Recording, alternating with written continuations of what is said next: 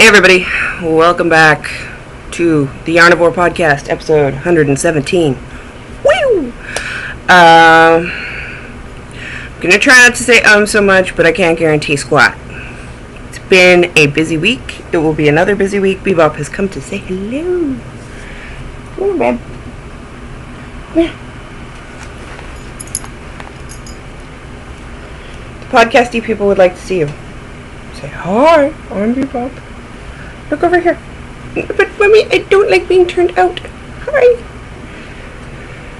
If you follow Instagram, you've seen him. And here's a very sharpy puppy. He missed mommy. Quick, get down. Where's your bone? Go get your bone. Go get me a toy. Where's your toy? Okay, so, yeah, I was in Chicago. It was a lot of fun. I finished the hat. I gave it to Kate. I didn't take any pictures, so you're SOL on that. But I did finish it, and I finished it in time. And by in time, I mean at like 1 in the morning the night before I left. I gave it to her unblocked. Whatever. It looked like a beanie or a beret. It had the beret-y goodness. It was nice and sloochy. It was a very easy pattern. I didn't have to think. It was awesome. It looked beautiful. It looked amazing on her. She tried to wear it out in 90-degree heat, and I told her she was crazy, and then she took it off. Anywho, hat finished. That's the only finished object I've got. And you're all going, but Sadie, what about the shawl? Well, I worked on the shawl. Don't get me wrong. I did. I just didn't finish it. I so do not get extra raffle tickets. But I will probably finish it before going to SSK because I'm leaving Wednesday morning, so today is Monday. So I have another full day night to work on it. I probably won't. So we're heading straight into work. We're heading straight into works in progress. I have gotten further on the glorious lace portion. I think I have less than 10 rows left. Like less than 10 rows. Like I am so close. I can smell it. I just have stuff to do. But once I'm done having stuff to do, oh, this is going to get powerhouse down. It is out of Handspun by Highland Handmade. Well, the fiber is Highland Handmade's in the ultraviolet colorway. It is the 40-40-20, I think. I said something. It's on the project notes. So if you really care, go look at the project notes. If not, it's that blend of superwash merino silk that she gets in occasionally. And yeah, so there's lace. Oh, look at the beautiful lace. The lace is beautiful. I'm knitting it on my carbons. So far I'm liking the carbons except for the tarnishing. But that's because my hands are sweaty and greasy. And it's only happening to one needle. I'm not sure if I can show you this. And I'm sorry, my fingernails are the way. Yeah, there you can see the tarnishing. It's because I'm a sweaty mess right now. See, this is what I have left. So if I run out, I'm just going to bind off. But it calls for 390 yards. I have 425 yards, so I should have like a little shoof left, even if my gauge is out of whack. And I haven't checked because couldn't be bothered. So long and short of it, it was like, I have wound this and I will cast it on. And that's what I did.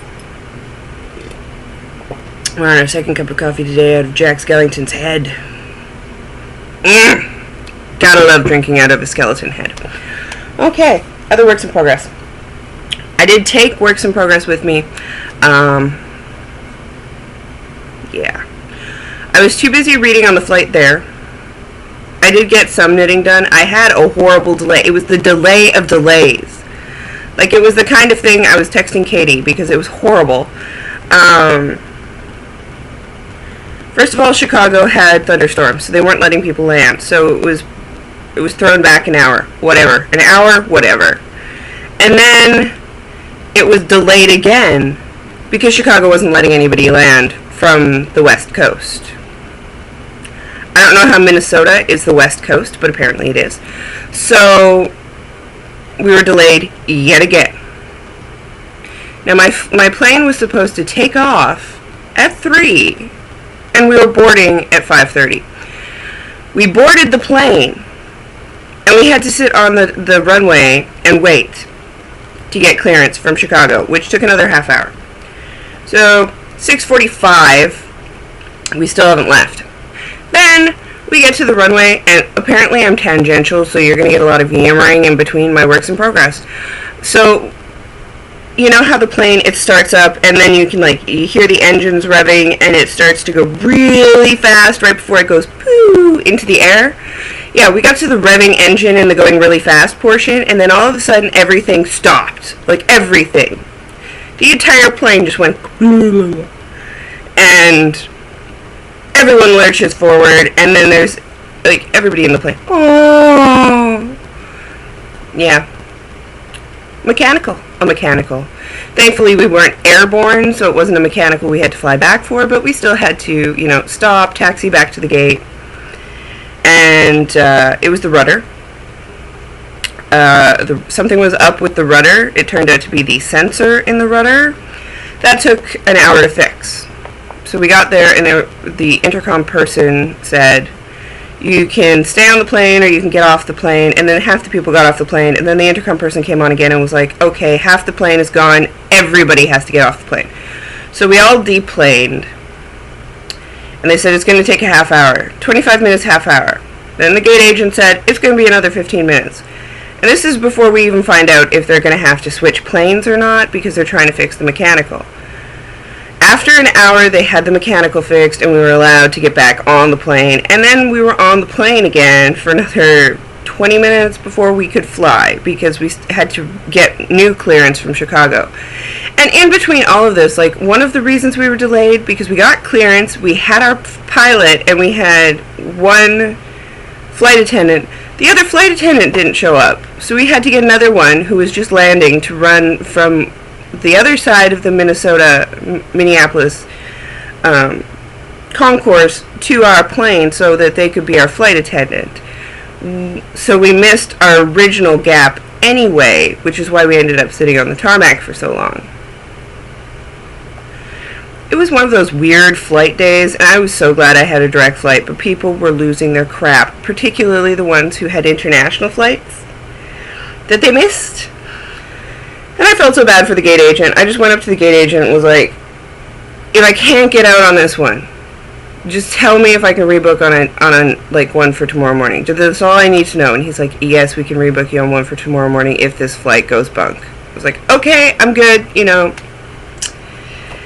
More power to you. I'm going to sit over there and enjoy my free Diet Coke that you guys just gave me.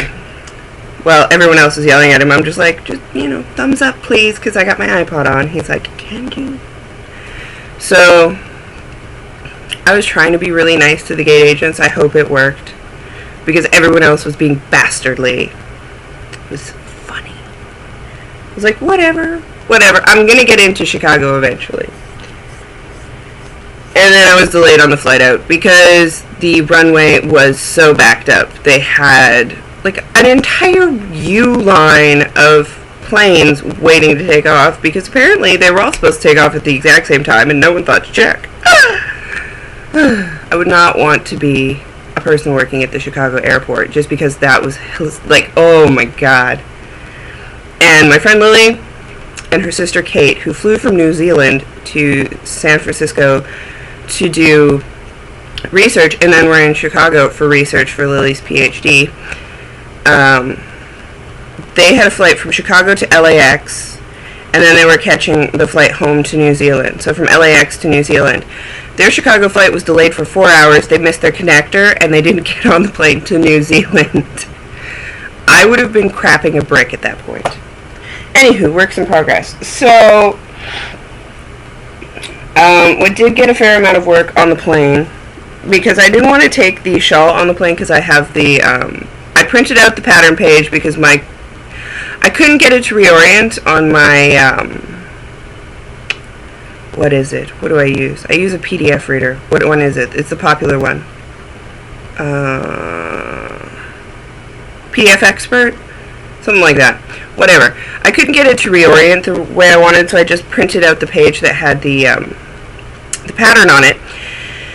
And I didn't want to pull out the pattern and the shawl in the airplane because the first one was packed. Like, we were, like, packed. There was no room.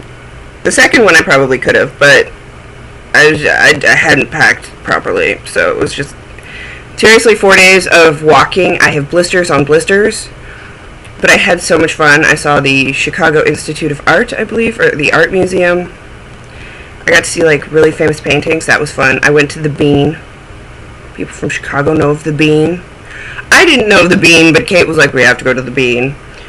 So, but in the plane, I primarily worked on Georgia on My Mind, which is a promiscuous. It's a free pattern. Works really nicely for heavily variegated yarn. So, I got the cuff, and I shed on it. The cuff done, and I got the heel flap done, and I turned the heel, and I'm on the gusset decreases. That is how far I got on a plane ride. The first plane ride, I was reading Everyone Loves You When You're Dead by Neil Strauss, which is a completely addictive book, and if you like music stuff, it's even worse, because it's all excerpts from books he's written. Not books he's written, articles he's written, so it's a lot of famous musicians and people, and it's just really interesting to see what people won't print and what will be printed. And Beetle is in a spot she's not supposed to be. Beetle! Okay, you groom. But when we're done recording, you're getting the hell out of Dodge. Okay? Okay. And these are on US 1.5, I believe. US 1's 2.25 chagus. I'm using the 2 needle. I use 2 needles and magic loops pretty much all the time now, just because when I travel I tend to lose DPNs, and I learned that in university. I can pick up a row like nobody's business on a DPN, but it annoyed me so badly that I actually learned how to do the 2 and do the magic loop, and now I can't go back. Because once you get used to it, it's hard to knit on double points after you get used to the 2 circs, because it's so comfortable for me. This is out of Schoppelwohl Zauberball, or no, Schoppelwohl Fuldegarn Undertoss, or something like that, in the Flying Saucers colorway. It comes on this little disc, so you get 2 so the skeins will pool. I've already explained this numerous times, but I'm really enjoying it. This will probably be going with me to SSK, just because I want to finish them. No, I did not start knitting on Samwise, because I'm a horrible person. Not a horrible person. I was just, like, super busy in Chicago. Stayed in a nice little loft. And that's my Decor Noir bag. I have pulled the thingy out, the pull tie thing. I'm going to fix that tonight so it doesn't bug me anymore. The other thing I took, because apparently I'm a glutton for punishment. Oh, I forgot one that I'm working on. Dang. Well, last night we went to Pacific Rim, because we wanted to have a little date before I go off back into the world. And I took the Fat Bottom Stripes Madame Raz. I think I got through another stripe during Pacific Rim. I have to fix some, but so be it. I took these, and you haven't seen them in a while. These were a prototype that never actually... I hated them. They didn't come out the way I wanted them, so the prototype never actually got off the ground. But these were one of the first stripies I dyed, and you can see the yellow has some issues because it's so close to the blacky brown. Blah, blah, blah. We all live, we all learn. And there's my little afterthought heel. I am knitting these for the partner in crime / husbeast. He has really big feet. And I was missing him, so I worked on these.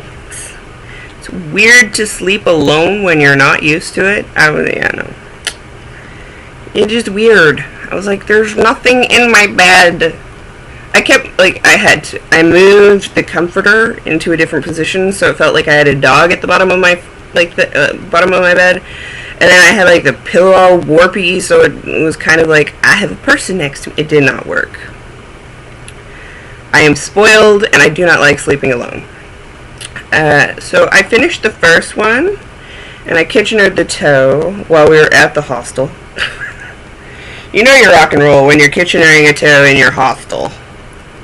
It's like, I am so metropolitan. Look at me. And I cast on the second one and got through the ribbing. I am using US 1.5, 2.5 millimeters because of his big foot on, and they're high highs.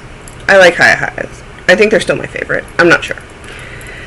So, got through the ribbing, and I'd like to be done these. I really would. So they're out of a prototype, technically, and yeah, someone nested on it. I don't even know who nested on it, but it's my yarn, so I let them nest. It is, I didn't even name it, because I was like, this did not turn out the way I wanted it. Like, the stripes are clean, except for the yellow, and I I didn't want it to be so what it is. Ironically enough, this was a prototype for the Herald and Maude colorway, and the Herald and Maude colorway looks completely different. However, having said that, he's going to love the socks. They look like old school Canucks colors, which is why I have no problem knitting them. These are like the 90s Canucks jersey.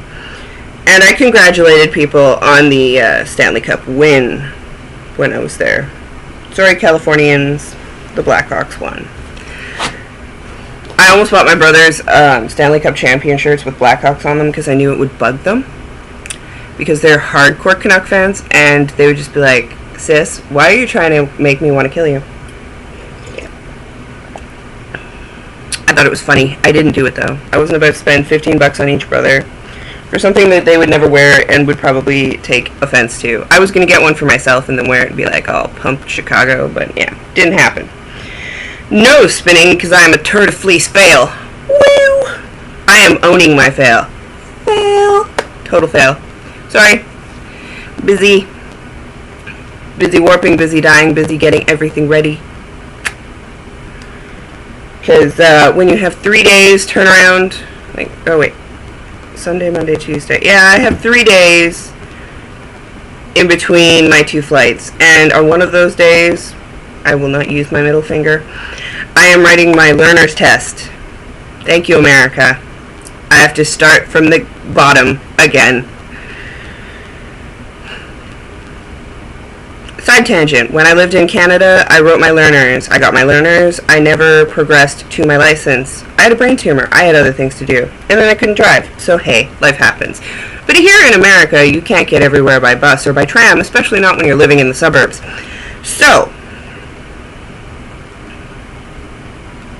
can't do anything by the guidance of my own 2 feet. Kinda have no life. So, I'm gonna learn how to drive. Thusly, I'm writing my learners probably tomorrow, and then I have to wait 3 months before I can take the driving test. Then I'm going to be a driver. I never wanted to be a driver. I still have absolutely no desire to, but I don't want to be stuck out in the suburbs, so I'm going to learn how to drive, and I'm starting all over again, because you don't acknowledge my learners from Canada. Thank you again. Thank you again. And it's like an instructional permit. It's something completely different. It's like, I have all my in-car hours. Like, I have, like, a signed thing from the driving school I went to. Yeah, no. Start again. There's a lot of money. Start again. So, in the miscellaneous, I had fun. A, I went to 2 yarn stores in Chicago. B, my fat squirrel bag came in. My fat squirrel bag came in. Are you jealous? You should be jealous. Are you jealous? Get your jealous. Come on. There you go. Get your jealous face on. My fat squirrel sweater bag came in. It's gorgeous. It has a thingy so I can carry it. It is perfect on the inside. It's so sexy. I love the fact that it's canvas and it is not white. I love it. I love it almost as much as I love Amy Beth. Almost. Getting there. So, the sweater is going to live in here, and I haven't touched the sweater. In fact, it's laying right there. I will put the sweater bag on top of it so that it can move from the hefty bag into the sweater bag. Are you excited? I'm excited. You don't have to be excited with me. You can just watch me be excited and laugh at me. It's okay. I give you that permission. Now, shopping. I went to 2 yarn stores there. because they were the two I could reach via CTA or, yeah, Chicago train or whatever. I rode the train, y'all. I trained around. And the first place I went to was Loopy Yarns. It was a very posh yarn store. Very posh. And I found this Anzula hand-dyed yarn. I got the Wash My Lace lace weight in the One Red Shoe colorway. And that is pretty true to life. It's a very rich ruby red. I got 2 skeins so that I could make the Adrift cardigan, because I've realized I have no light cardigans. I'm from Canada. You know, if I need a cardigan, I assume it's cold. So these are going to be light and airy and just something to cover me up so my bra straps aren't hanging out when I'm out and about in the summer. It may take me an entire, knitting a sweater out of lace weight for a big girl, kind of insane. Not even gonna lie to you, freaks me out. But it was so pretty and it was reasonably priced, so hey, I picked up 2 skeins. And then I went to Windy Nitty, and I met up with my friend Julie, who is on Ravelry. She's Mechanical Doll and whatnot, and I've known her for like a wicked ass long time. I think it's many years now, and I adore Julie. She lives in Ontario, and she was driving down for a con she was going to, so we met up at Windy Nitty, where we met Brent, who is the wonderful witch boy, who designs Pokemon characters that you can knit. It's awesome. We had a whole Pokemon conversation, because I was like, that's a Pokemon! And I picked up some 3 Irish Girls, which I could probably pick up here because they're from Minnesota, but I love this colorway, and it was like, it's souvenir yarn! I don't have to do anything! It's called Bryn. It's in the Adorn sock, which is an 80/20 merino nylon. The other stuff is 100% merino, I believe. 100% superwash merino. At least I can throw it in the wash. This is so pretty! Makes me want to dye variegated yarns because I just love it.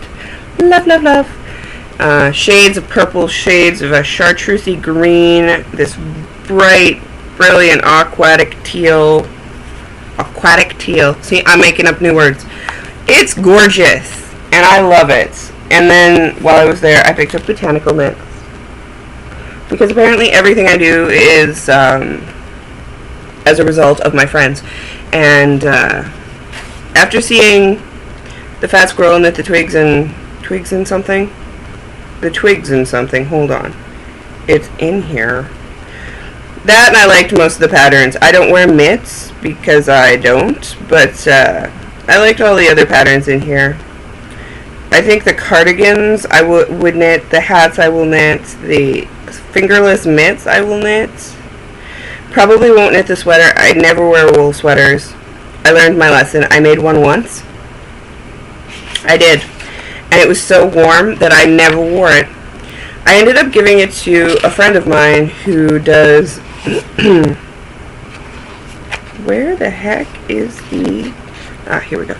Who ice fishes. So it's her ice fishing sweater. That's how warm it is. It's like you can go ice fishing and break a sweat in the sweater. So, yeah. Twigs and willows. Because Amy Beth made this one, and I am a complete copycat sometimes. And it was just so beautiful. So I looked at the patterns in here, and I was like, I would knit a vast majority of these. They've got on the table of contents, they've got everything laid out. See this one right here? This one right here? That's got to be on my needles at some point. There's something about it that just screams to me. And I like the cowl, and I like the hats, mostly. There was one I didn't like, but whatever. Like, I mean, like, I am Californian. There was enough that it made it worth picking it up, so I did. And it was a great little yarn store, and I'm not sure if it was a great little yarn store so much as it was a great little Brent. So, if you live in Chicago, you should definitely go check it out and see if he's working, because he's awesome! Too much fun with that guy. Too much fun. That, and they didn't mind that me and Julie were like, "Moo!" because it was the first time we met, and we were all like, "Moo!" You know how that happens. So, that is what I bought. Now there will be a Ninja Shop update in an hour. I don't even know if this will get up in time, but you should still check when you see this in case other people haven't noticed that there's a Ninja Shop update. It goes live at 1 p.m. Monday, July 15th, and it will be up till Tuesday night. Because I leave Wednesday morning, so I have to get everything packed and shipped before I leave so that the hubby will take it to the mailbox for me. It's a Ninja Shop update. Whoop, bam! There will be Worm, Gem, and Aja. So colorways you loved that some people missed out on. And yeah, like seriously. A lot of people wanted to see the Worm come back, and I was like, So I just dyed up a whole schwackle of Worm. So hopefully you can get some Worm. Now, I wanted to talk about this very briefly. I don't usually talk about books. It's not usually my shtick. But, and if you're not an Neil Gaiman, if you're not a Neil Gaiman freakish follower such as myself, you haven't heard of The Ocean at the End of the Lane. The Ocean at the End of the Lane is a tiny book. It's his latest book. It's 171 pages. No, 170... Skip the epilogue. Don't do that. 178 pages. It is a wee little book. It is an amazing wee little book. Like, seriously, you're missing out on life if you haven't read this book. And I can't explain it. I can't. So I will read you the little thingy. Sussex, England, a middle-aged man returns to his childhood home to attend a funeral. Although the house he lived in is long gone, he is drawn to the farm at the end of the road, where, when he was 7, he encountered a most remarkable girl, Letty Hempstock, and her mother and grandmother. He hasn't thought of Letty in decades, and yet he sits by the pond, a pond she claimed was Notion, behind the ramshackle old farmhouse, and the unremembered past comes flooding back.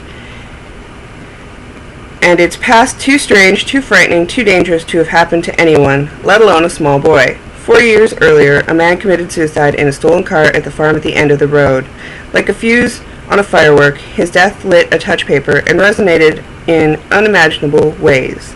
The darkness was unleashed, something scary and thoroughly incomprehensible to a little boy, and Letty, magical, comforting, wise beyond her years, promised to protect him no matter what. The groundbreaking work from a master, The Ocean at the End of the Lane, is told with a rare understanding of all that makes us human, and shows the power of stories to reveal and shelter us from darkness inside and out.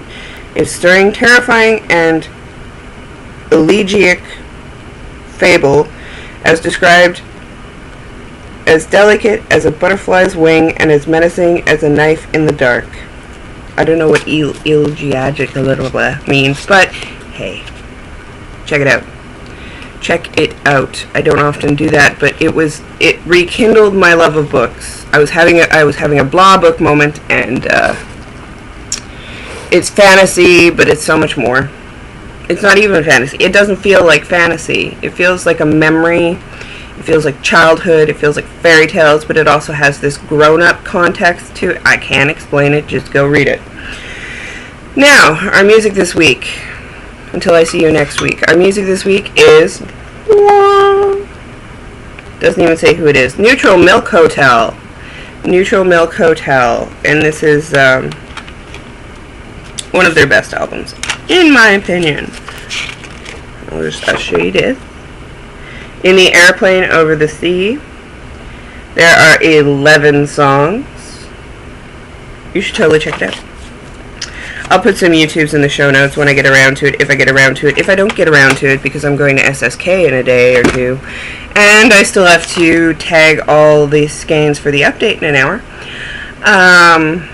just go check them out. It's Neutral Milk Hotel. I can't explain them either, but if you like Neil Gaiman, you might like Neutral Milk Hotel. There's a segue for you. I will be recording as per usual next week. The shop updates will be moving after this one. They will start taking place on Fridays. I will explain that more, both in the Knitter's Nightmare group and on the podcast. I will podcast after SSK, so that'll be a Monday probably, because I get into town late Sunday night. However, having said that, I will miss you all.